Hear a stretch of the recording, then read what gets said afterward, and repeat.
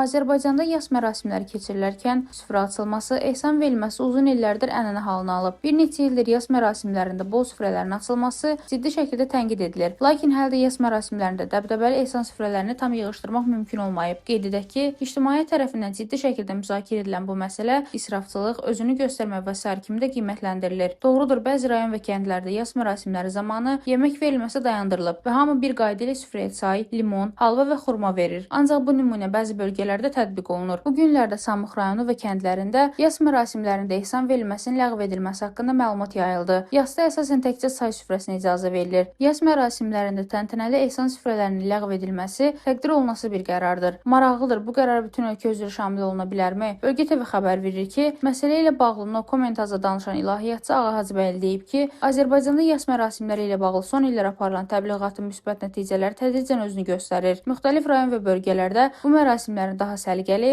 mədəni və israfdan uzaq keçirilməsi ilə bağlı xoş xəbərlər eşidilir. Qeyd olunur ki, bu məsələnin tam şəkildə həlli yalnız qanunlarla mümkün deyil. Daha çox maarifləndirmə, düzgün izah və mədəni dəvət yolu ilə insanlar bu dəyərləri qəbul etməli və dərk etməlidirlər. Qanun vacib olsa da insan onu anlayaraq qəbul etdikdə daha düzgün tətbiq edir. Eyni zamanda diqqətə çatdırılır ki, israf problemi təkcə yas mərasimləri ilə məhdudlaşmır. Toy məclislərində baş verən israf çox zaman yas mərasimlərində ediləndən qat-qat artıq olur. Əgər məqsəd doğrudan da israfın qarşısını almaqdırsa, bu məsələyə kompleks yanaşmaq və bütün mərasimləri əhatə edən islahatlara ehtiyac var. Daxili İşlər Nazirliyinin xadimlərinin də bu mövzuya düzgün mövqe ortaya qoymasının vacibliyi vurğulanır. Bildirilir ki, Peyğəmbərimizin dövründə yas mərasimləri sadə formada 3 gün ərzində keçirilir, əsas diqqət isə yas sahibinə dəstək olmağa yönəlirdi. Zamanla formalaşan bəzi adətlərin bu mahiyyəti dəyişdirdiyi qeyd olunur. Ümid edirik ki, aparılan təbliğat və maarifləndirmə nəticəsində cəmiyyət bu dəyərləri yenidən mənimsəyəcək və yas mərasimləri öz mahiyyətinə uyğun şəkildə keçirilməyə başlayacaq. İlahiyyatçı yekunlaşdırıb. Rəna Rövşənqızı, Bölgə TV.